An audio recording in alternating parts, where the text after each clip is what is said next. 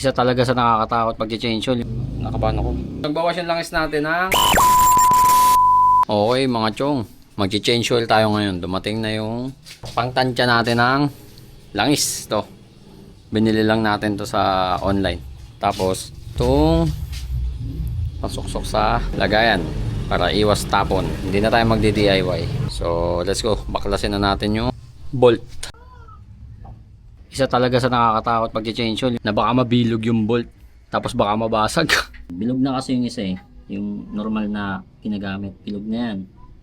Pero ito ginagamit, itong malaki, ito dito natin binubuksan yan kasi ito bilog na, hindi ko natatanggal eh, wala akong tools eh. So dito muna tayo, sa next change oil natin tatanggal na natin to, bibili akong gamit kasi ito for the meantime ito muna. So ayun, baklasin na natin.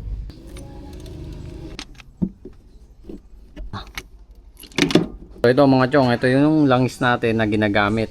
Kahit di pa tayo mga kargado days dati, ito na yung gamit natin. Since day 1, ito yung gamit natin.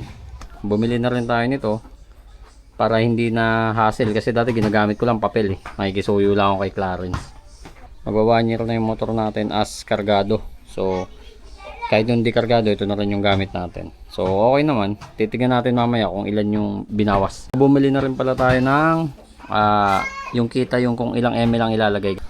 Mamaya susukatin natin yung kung ilan yung natirang langis para sure kung may cancer na ba yung makina natin o wala.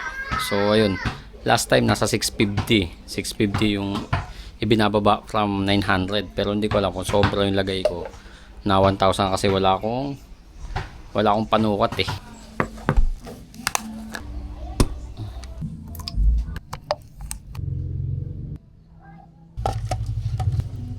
Dito ilalagay. Okay, tapos na change oil. Ngayon, nire-reset na natin yung oil meter kasi naka 800 na eh. O nga pala, yung change oil ng makina natin 800, dapat 600 eh, pero in-extend ng 800. Reset na natin. So sumobra tayo ng 79 kilometers. So ito, tingnan natin kung 1 click pa din siya. Okay, 1 click pa din. Matagal din nagamit pero 1 click pa din. Moment of truth. Susukatin na natin ilan nang natira. Aray mo, talaga.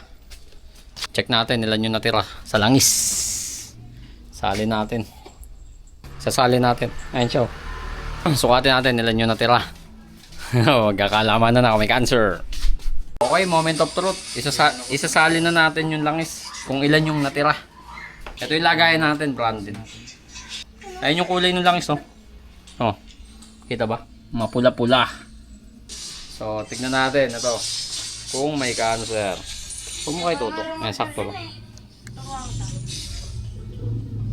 Nakabahan ako. Uy! 750.